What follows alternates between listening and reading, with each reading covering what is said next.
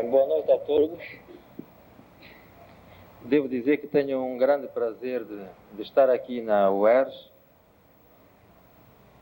e como também não preparei nada, nenhum texto, peço o vosso auxílio e seria talvez mais interessante começarmos por perguntas, respostas, etc.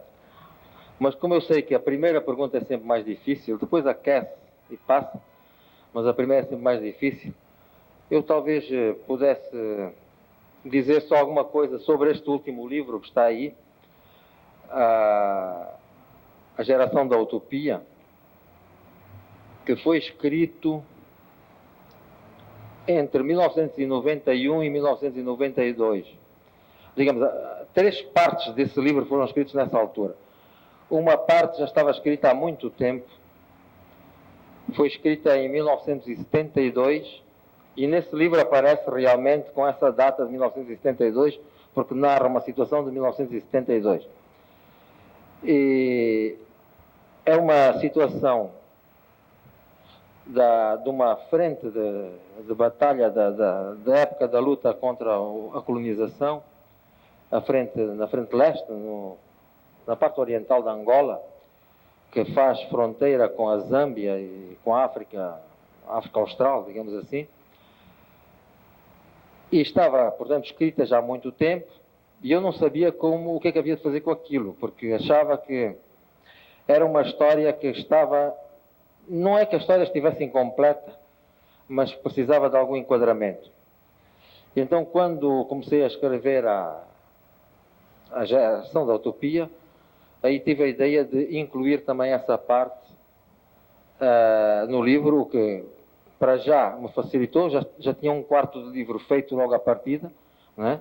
E eu, como sou preguiçoso, assim só tive que me ocupar de 3 quartos, muito melhor do que me ocupar de 4 quartos. E, portanto, é um livro que tem 4 tempos. Começa em 1961, como a professora Carmen Lúcia já disse, em Lisboa, ação decorre em Lisboa, na Associação de Estudantes, que se chamava Caixa de Estudantes do Império, que não era uma associação apenas de estudantes angolanos, mas também de moçambicanos, guineenses, santomenses, cabo-verdianos e também, curiosamente, aberta a brasileiros. E havia alguns brasileiros que foram membros sócios dessa casa, entre os quais uma pessoa que talvez aqui no Rio não seja muito conhecida, mas em São Paulo que é o professor Fernando Mourão, da USP.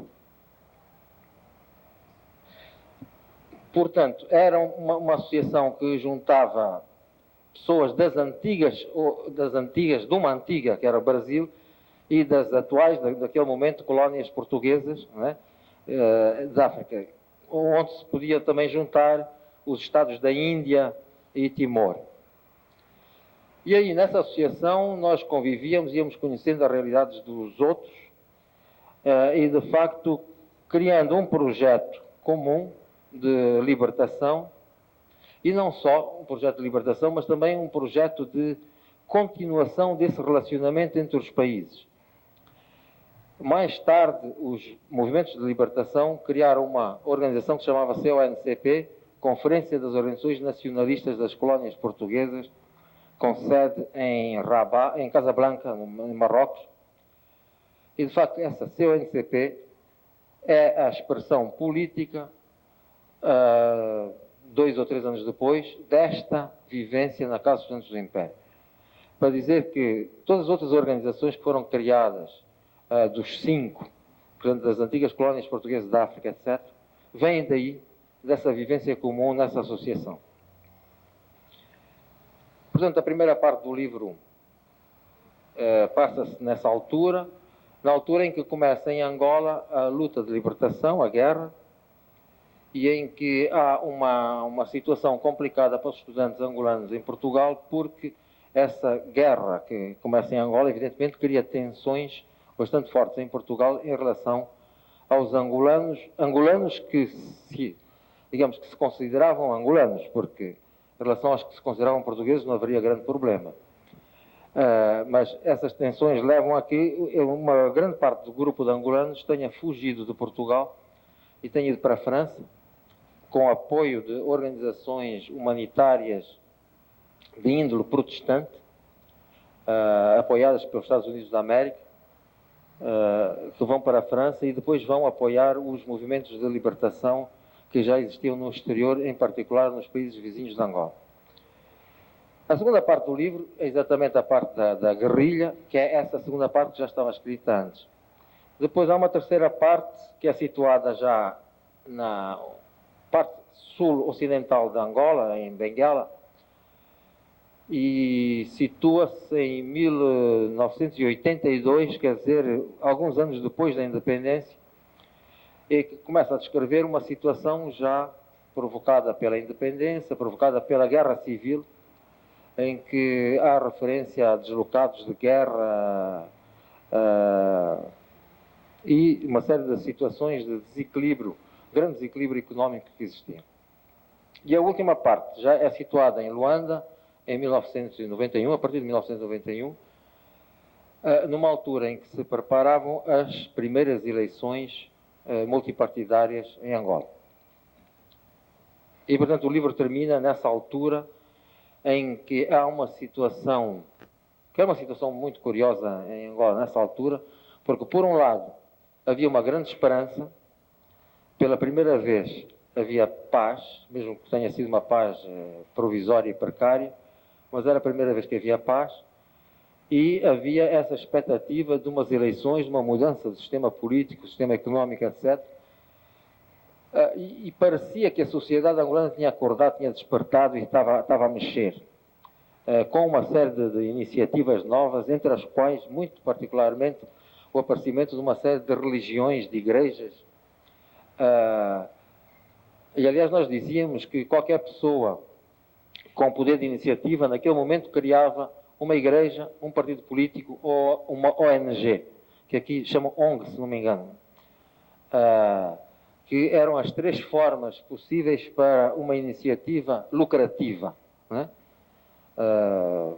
Portanto, digamos, utilizando cada um dos setores de uma certa atividade pseudo-político-humanitária, mas fundamentalmente com muitos interesses económicos no meio.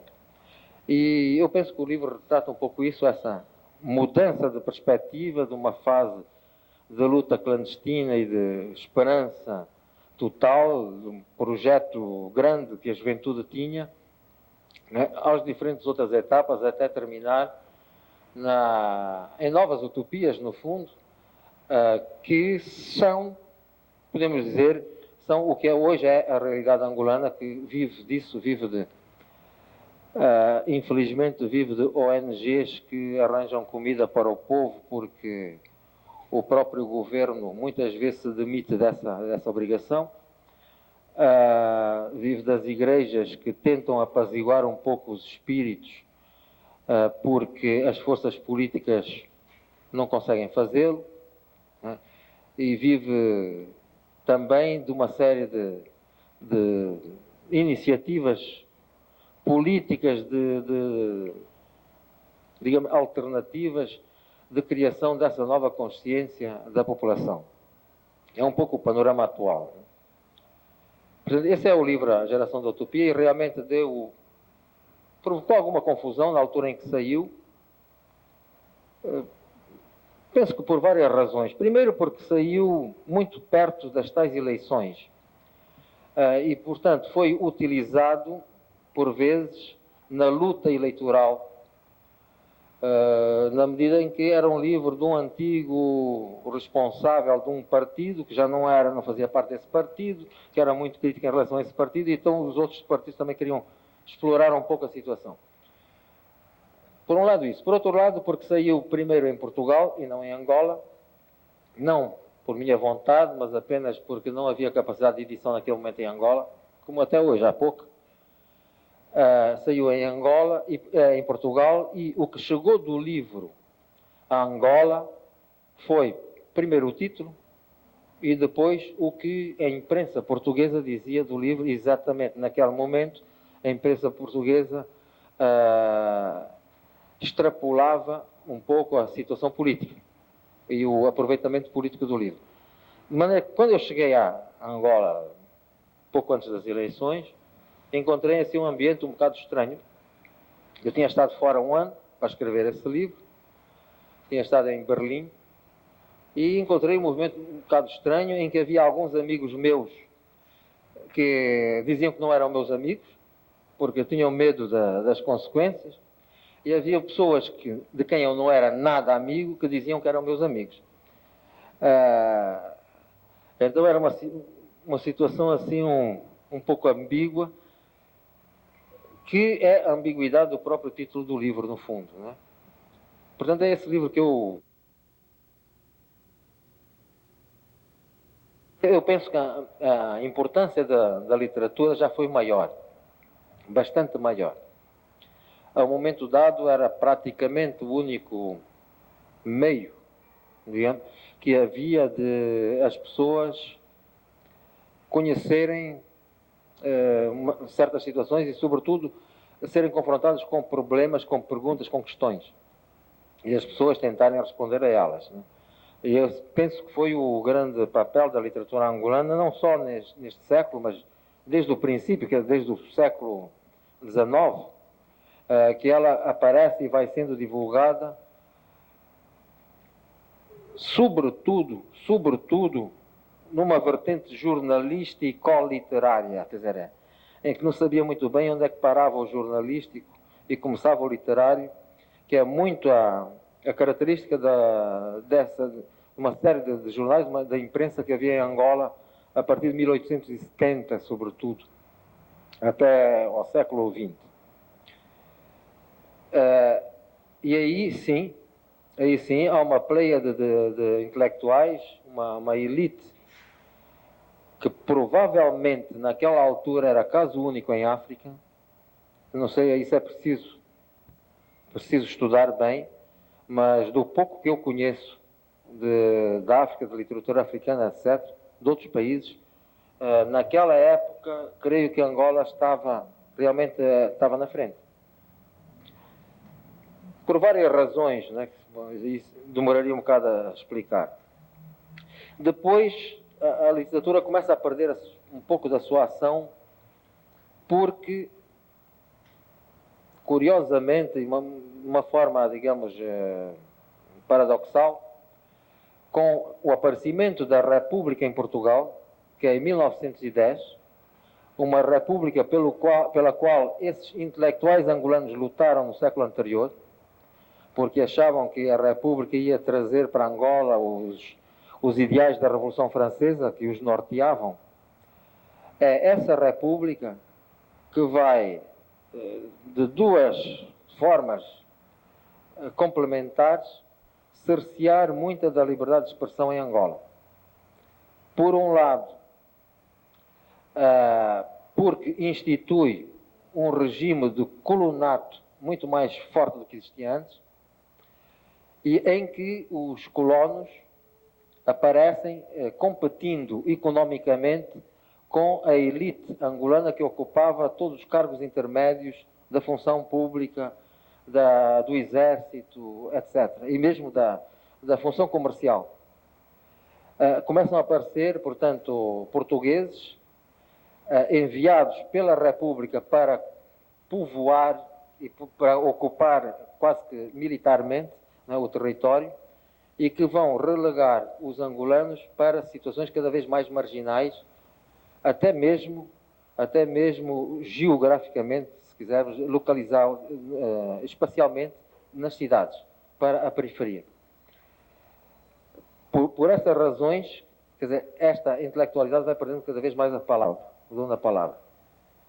O que, claro, piora enormemente quando há o golpe de Estado, né, de Salazar, portanto, a instituição da ditadura de Salazar a partir de 1926.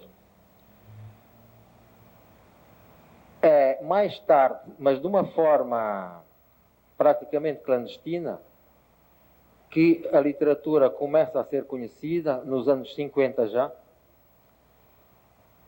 fundamentalmente a poesia, quando antes era a prosa, fundamentalmente a poesia, e que vai passando quase que de mão em mão, não é?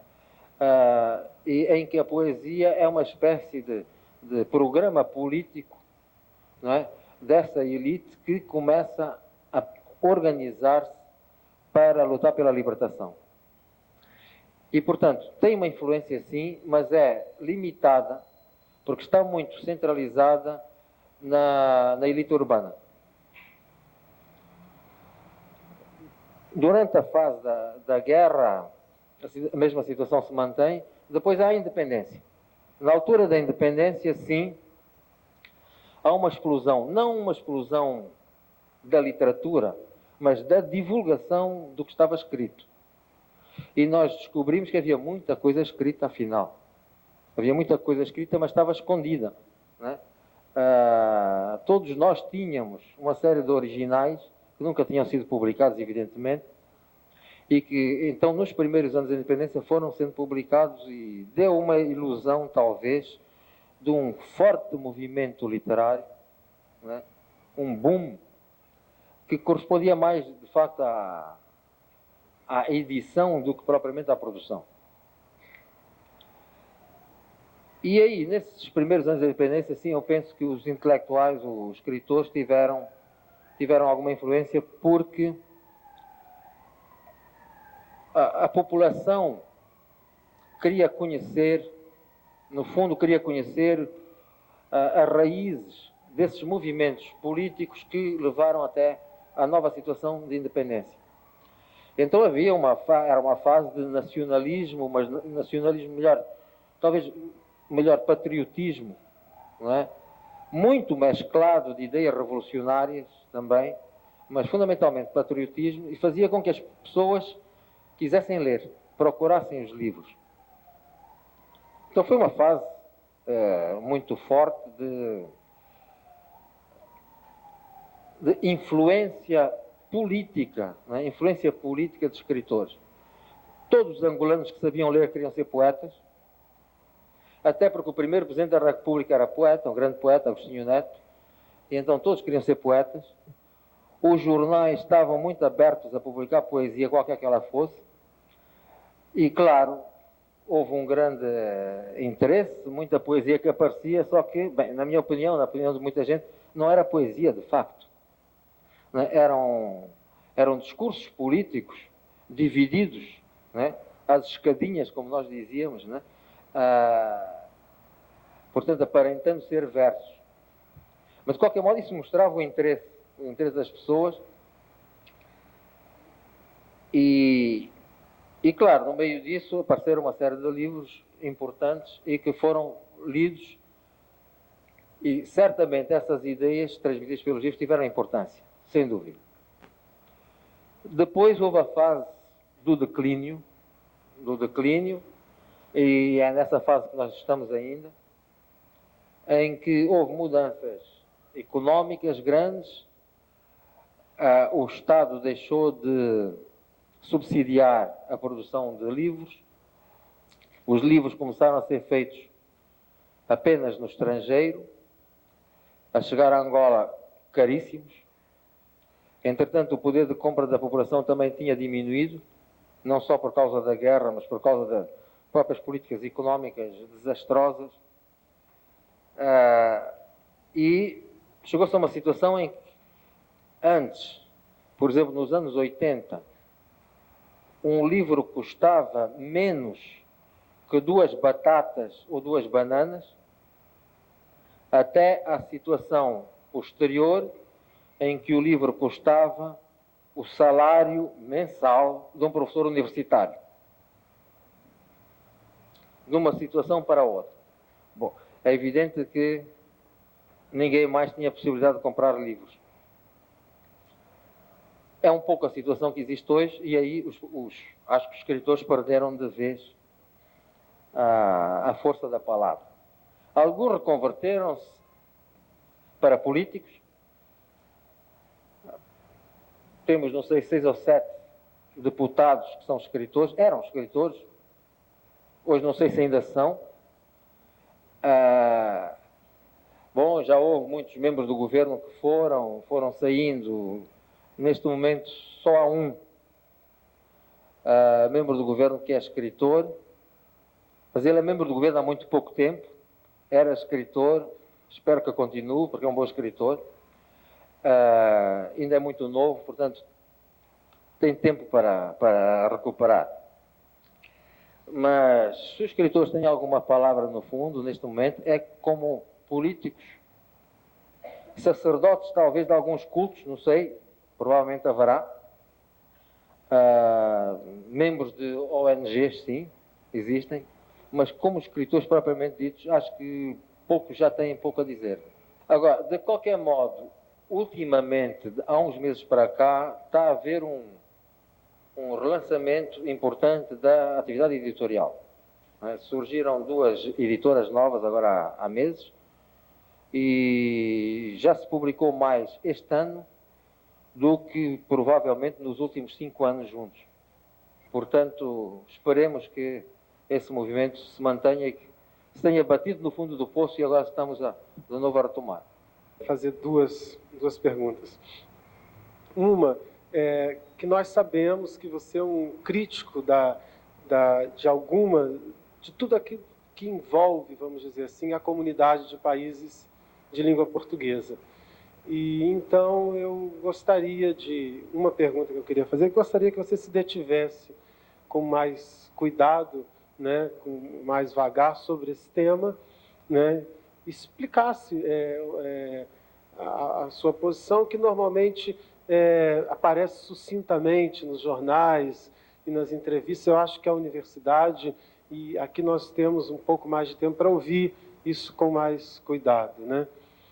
E a outra coisa que eu acho que é um dilema, né, dos países africanos, me parece, né, que caminham para a independência, é que eles têm vamos dizer assim, uma cultura que se expressa, na maior parte das vezes, né, uma cultura letrada, que vai pela língua do próprio colonizador, né?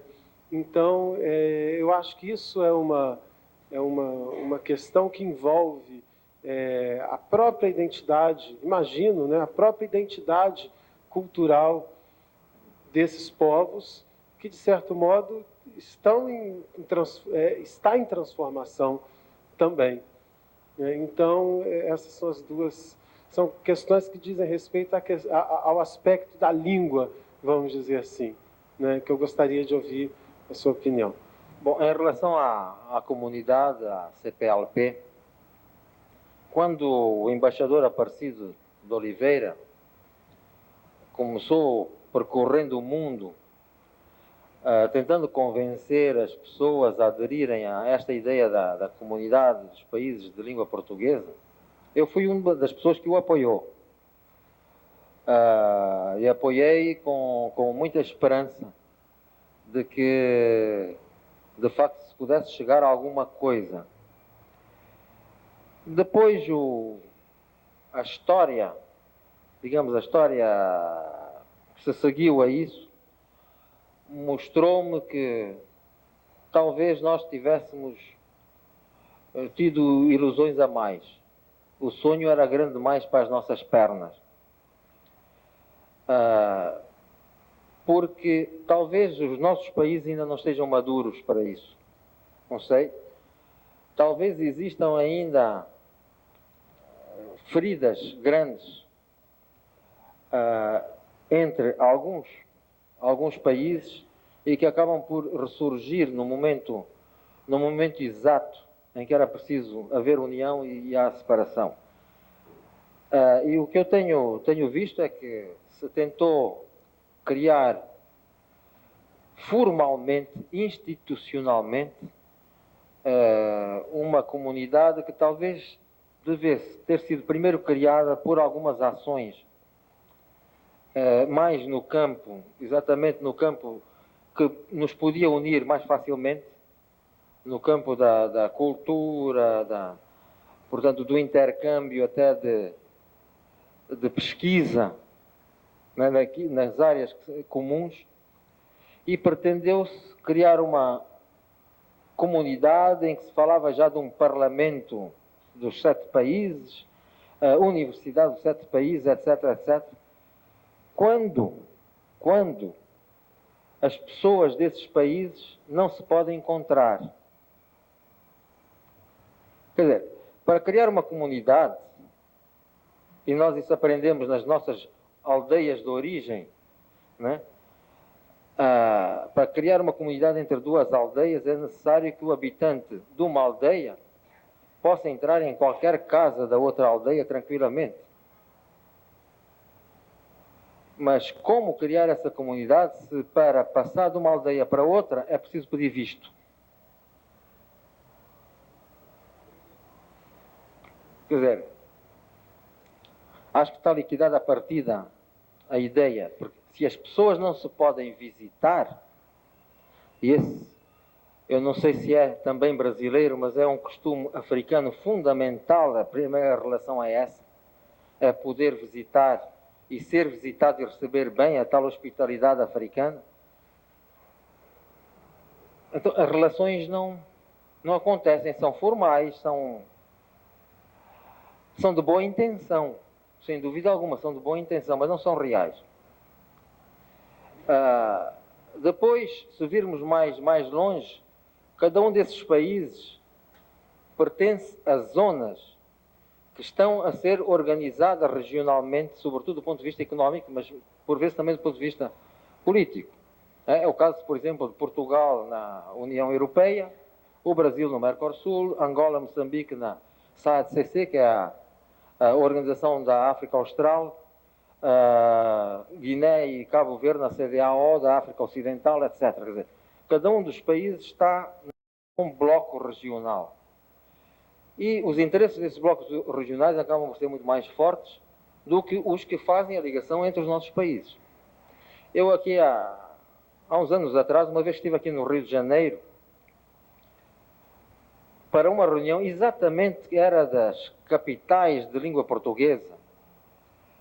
Foi uma altura em que nos levaram ao Comitê Olímpico Brasileiro para defender a ideia de Rio de Janeiro, capital olímpica, para o ano de 2006, se não me engano, ou 2002.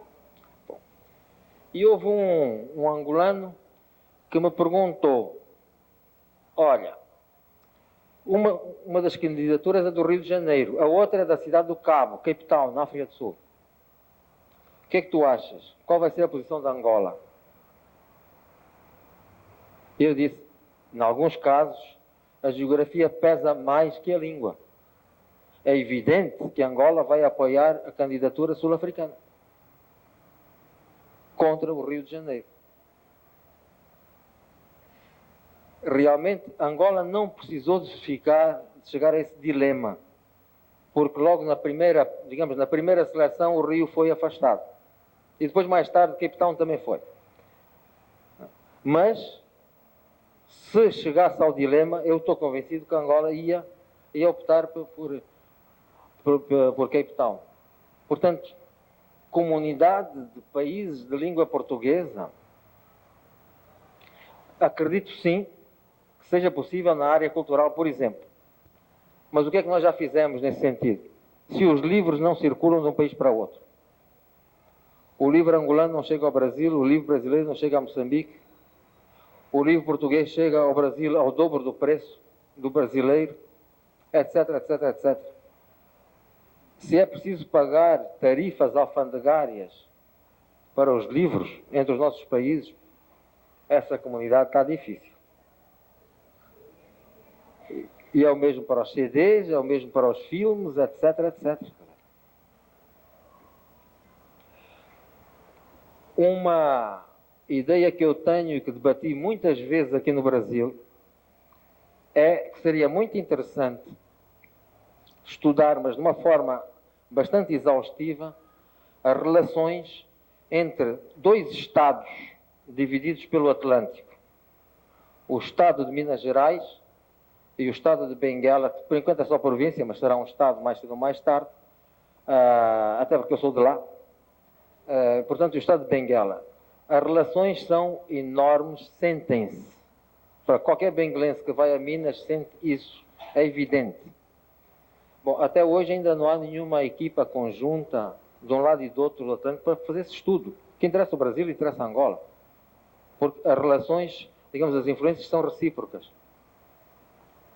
A primeira vez que esteve em Minas Gerais, a minha mulher, que também é de Benguela, serviram tatu mineiro, agora estou com tutu mineiro, e ela disse, isso é nengo.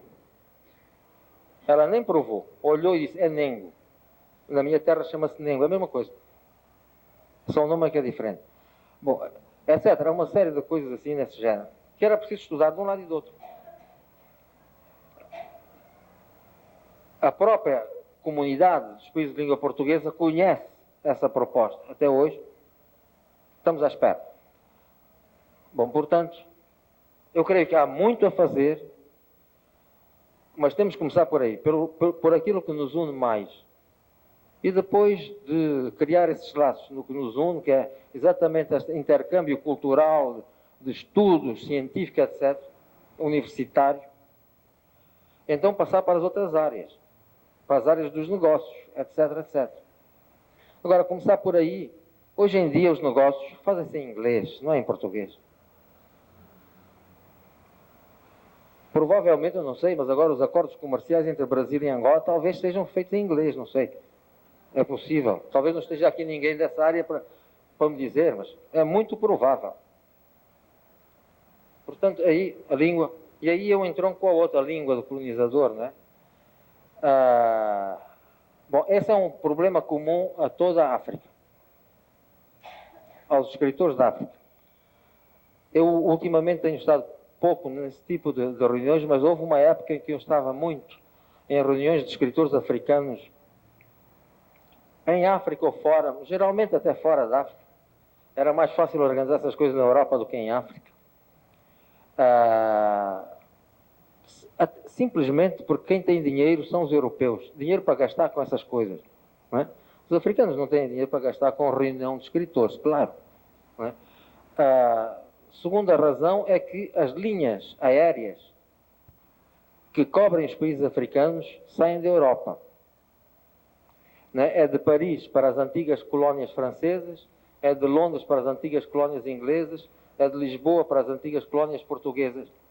E se eu quiser ir de Angola à Nigéria, vou a Lisboa, de Lisboa para Londres, de Londres para a Nigéria. É mais fácil. Por isso, essas reuniões geralmente passavam-se na Europa.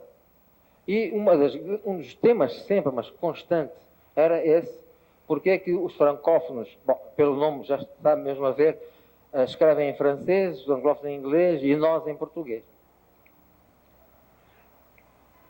Um escritor, um grande escritor africano, que se revoltou contra isso, que escrevia, publicou e foi extremamente conhecido, e é extremamente conhecido não só em África, mas no mundo, e escrevia em inglês, disse: eu agora passo a escrever na minha língua natal, em Kikuyu. O Ationgo chama-se, é um caniano, um grande escritor. O Ationgo disse: não, eu agora passo a escrever em Kikuyu. Só que começou a escrever em Kikuyu. Depois, numa outra reunião, perguntou-lhe: como é então? Já saiu algum livro em Kikuyu? Ele disse: não, eu escrevo em Kikuyu, depois traduzo para inglês e o livro sai em inglês. Eu disse: assim também não vale a pena, né? Isso aí é trabalho duplo. E do que eu sei, ele já está de novo escrevendo em inglês. Um dos problemas, é um problema grande, tem a ver com a divulgação do discurso. Quem escreva em língua europeia, né, tem mais facilidade de ser conhecido. E claro, se for em inglês, melhor, né? Nós, como escrevemos numa língua de terceiro mundo, não é? Precisa de ser traduzida também, de qualquer maneira. A tradução nunca escapamos, né? Para ser minimamente conhecidos. Não é? Portanto, talvez compreendamos melhor o problema daqueles que escrevem realmente em línguas africanas. Possivelmente. Agora, no caso da Angola, tem muito a ver com isso que eu falei há bocado. Sendo uma literatura que começou já há uns tempos atrás, mais de 150 anos, e é evidente que tinha que ser em português, e uma das maneiras do angolano até se afirmar como homem, naquela época, em que sofria uma concorrência grande dos portugueses, afirmava-se como escrevendo melhor português que os portugueses. E esses escritores do fim do século XIX, muitas vezes, aparece muito nos seus depoimentos isso, nós que escrevemos como Camilo Castelo Branco, tão bem como essa de Queiroz, somos discriminados racialmente, etc, etc, etc. Era um discurso constante. Havia essa preocupação, em que as famílias nas cidades impediam as crianças de falar as línguas africanas para só falarem em português, aprenderem português, porque era a língua da promoção social. Por tudo isso, e pelo facto de os escritores, até hoje, a grande maioria dos escritores ser de origem urbana, faz com que seja a língua utilizada. E o que há de escritos em línguas africanas, no fundo, é o que vem da recolha da tradição oral. Os provérbios, alguma poesia, fábulas, contos. E aí sim, a recolha é feita nas línguas africanas e geralmente a edição é bilingue, né? Também com a tradução em português. Agora, criação mesmo, a criação é em português. No caso de Angola, é por estas razões que eu dei. No caso de outros países africanos, em que a colonização é mais recente, em que a difusão das próprias línguas europeias era menor do que no caso de Angola, eu penso que é sobretudo por uma questão de difusão, possibilidade de difusão. Mas é um problema, sem dúvida alguma. E os únicos países que escapam a isso da África são os países árabes, que têm uma língua, embora também com problemas, que eu estive lá e vivi na Argélia há muito tempo e sei, embora haja problemas, porque de facto há dois árabes, há o árabe falado e há o árabe escrito, é diferente. O escrito é o clássico, o falado é bastante diferente. Mas de qualquer modo é mais fácil passar do árabe dialetal, né, do falado, para o clássico, do que para o francês. Né? E aí o problema está mais ou menos resolvido nos países da África do Norte. Agora no resto é esse problema. De qualquer modo, desde o momento que uma língua seja incorporada por um país, e, por exemplo, no nosso caso, é uma língua de nação, né? Embora não seja considerada língua nacional, é uma língua de nação, porque a nova nação está sendo criada, no fundo, as relações que estabelecem a nação têm muito, na base tem a língua portuguesa, que é ela que permite a ligação entre povos do centro, do sul, do leste, etc. Portanto, a própria ideia de nação tem muito a ver com a própria língua portuguesa falada à nossa maneira, né, com interferências das línguas africanas. Portanto, talvez seja possível criar uma nação que fatalmente é uma nação híbrida, né, com uma língua que é mais ou menos híbrida. Mas isso o futuro dirá, porque isso depende muito das contingências políticas também. E essas são difíceis de controlar a todo momento. Eu queria fazer uma pergunta.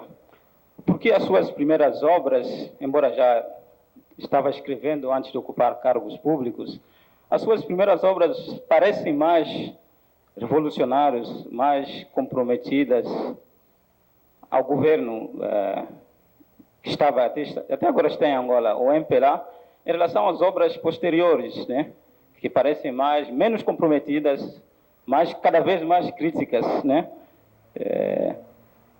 Até a própria obra que se referiu hoje, Ngunga, mostra uma realidade de um menino africano, mas é, acima de tudo, um camarada, portanto, é do MPLA, um revolucionário socialista, né? E a segunda pergunta, queria saber a sua opinião, né?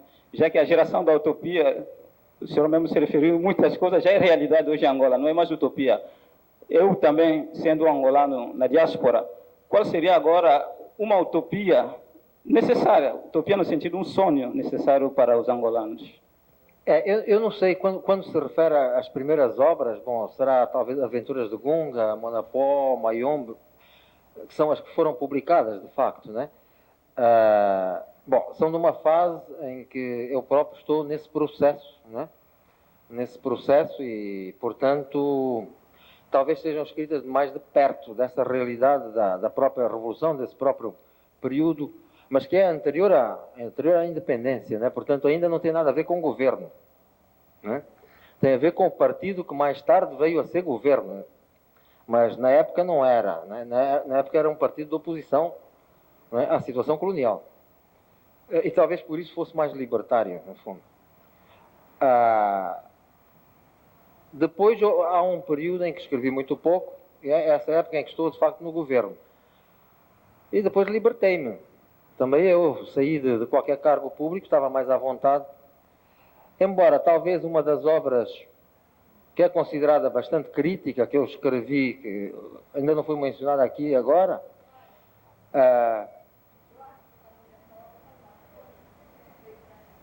que é O Cão e os Calus, ou O Cão e os Caluandas, foi escrito no momento em que eu estava no governo. Embora tenha sido publicado só depois. Mas foi escrito nessa altura e, portanto... aliás, houve alguns problemas exatamente porque o próprio MPLA não compreendia muito bem como é que uma pessoa, membro de um governo, escrevia um livro que era uma crítica, por vezes um pouco violenta, a esse governo. Quer dizer, realmente, eu não acho assim. Isso as pessoas é que achavam, né? O MPLA achou isso e foi preciso fazer até uns inquéritos, umas coisas assim no género e tal. Bom, eu não achava que fosse crítica ao governo, aquilo. Há críticas a atitudes, a comportamentos de pessoas que podem estar no governo ou não estar, não é? E foi assim que eu me defendi e disse, não, eu critico comportamentos. Agora, se as pessoas do governo se sentem, como nós dizemos, se enfiaram o barrete, não é? Porque se sentem criticadas, então que mudem de comportamento. Não é? Eu não estava a apontar o dedo a ninguém. Mas, de qualquer modo, quer dizer, depois senti-me mais livre. Né? E também é preciso dizer, a situação foi piorando. A situação foi piorando e aquilo que, a um momento dado, nós podíamos desculpar, dizendo, bem, não conseguimos atingir os sonhos totalmente, mas fizemos alguma coisa, a partir de uma certa altura, começou-se a sentir que havia pouca vontade de fazer mesmo aquilo de seguir o discurso. Não é? E é normal que, portanto, a literatura se torne cada vez mais crítica. Agora, o sonho para o futuro, bom, eu penso que isso é fácil de responder, né? Quer dizer, o sonho do futuro é que aquele país começa a avançar.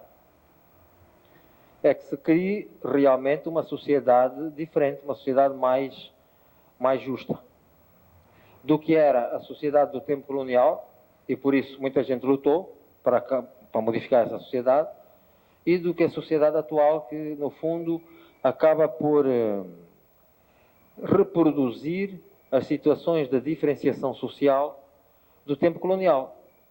Embora os intervenientes sejam outros, talvez os beneficiários são diferentes, né? Mas acaba por ser uma situação também de dualidade, como era do tempo colonial, de dualidade em que há uma grande maioria que é sacrificada, né, em função dos interesses de uma minoria que é a elite dominante.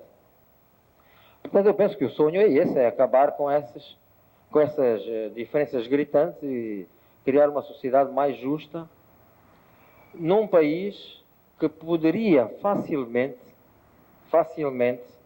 avançar, porque é um país que realmente tem muitas potencialidades. Mas uma coisa que eu digo muitas vezes lá, porque eu acho que é lá que é preciso dizer as coisas, né? Há pessoas que só dizem fora. Eu, quando estou fora, eu sou muito mais comedido do que quando estou dentro. Porque fora, de qualquer modo, também faço um pouco o papel de embaixador, né? Sendo da zona da crítica, mas embaixador do país de qualquer maneira. Então sou mais comedido. Dentro não tenho esse papel, estou mais à vontade. E uma coisa que eu digo muito é que há um mito em Angola. Mito que os portugueses implantaram em Angola e que é preciso terminar de vez com esse mito, que é Angola é um país rico. Nos anos 70 só se ouvia isso. Qualquer pessoa dizia Angola que é um país rico, Angola a caminho do futuro. Bem, é como o Brasil, né? Brasil, na linguagem dos políticos, de uma certa altura, não sei, agora não sei, não estou a par, mas de uma certa altura, Brasil estava a caminho da estratosfera, né? Era um imenso foguetão lançado para o futuro. Bem, na linguagem dos portugueses em Angola também, era Angola lançada para o futuro, país do futuro, etc, etc. E os angolanos apanharam isso, apanharam essa coisa, e a elite dirigente, né, não sei porquê, de repente também descobriu isso. E então todo o discurso é sempre Angola que é um país rico, mas eu digo, não, Angola é um país pobre. Os angolanos são miseráveis. Então a situação do angolano é definida talvez por uma imagem. É um cão que está amarrado a um poste, amarrado por uma corda curta. E apresentam-lhe os restos, né, numa bandeja, os restos de um rodízio carioca. Né? Só que a corda não chega. E ele fica a 10 centímetros do prato. Isso é Angola. Tem muitas riquezas, sim, mas quem é que vai lá ao prato são outros, não são os angolanos. Portanto, é um país pobre. E só quando nós metermos na nossa cabeça que Angola é um país pobre, é que ela poderá começar a avançar para a riqueza. Talvez por pudor, as Nações Unidas aboliram a expressão países subdesenvolvidos. Pudor de rico em relação ao pobre. Bem, eu continuo a dizer, Angola é um país subdesenvolvido e não está em vias de desenvolvimento, está em vias de maior subdesenvolvimento. Até hoje. Aliás, como praticamente a generalidade de todos os países africanos. Estamos em vias de subdesenvolvimento. O futuro que se apresenta aos nossos olhos é pior do que o ano anterior. Ainda. Bom, e quando nós tivermos consciência disso, as coisas começam a mudar. Portanto, o sonho é esse. O sonho, penso, é que os angolanos se convençam de vez que têm de se entender de alguma maneira, têm de se entender para começarem a pensar no país. Ponto número 1. Ponto número 2, que se resolvam de vez a sentar embaixo da árvore, porque só embaixo da árvore é que se dialoga, e começar a conversar e a dizer que tipo de sociedade nós queremos formar. É essa sociedade em que todos se atropelam uns aos outros, em que não há tempo para nada? É isso que nós queremos? Quando nós respondemos essa questão, o sonho começa a realizar-se. Mas agora, temos que ser nós a pensar e não a aceitar os modelos impostos pelo exterior. Mas impõem-nos sempre porque nós estamos divididos. Enquanto nós andarmos entretidos uns contra os outros, vão continuar a impor os modelos e a continuar a apanhar do prato. E nós a ver. Eu penso que esse é o sonho. E é para isso que eu escrevo, nem que haja uma pessoa que leia e compreenda, fico satisfeito. Não sei se lhe dei alguma esperança, se desiludi.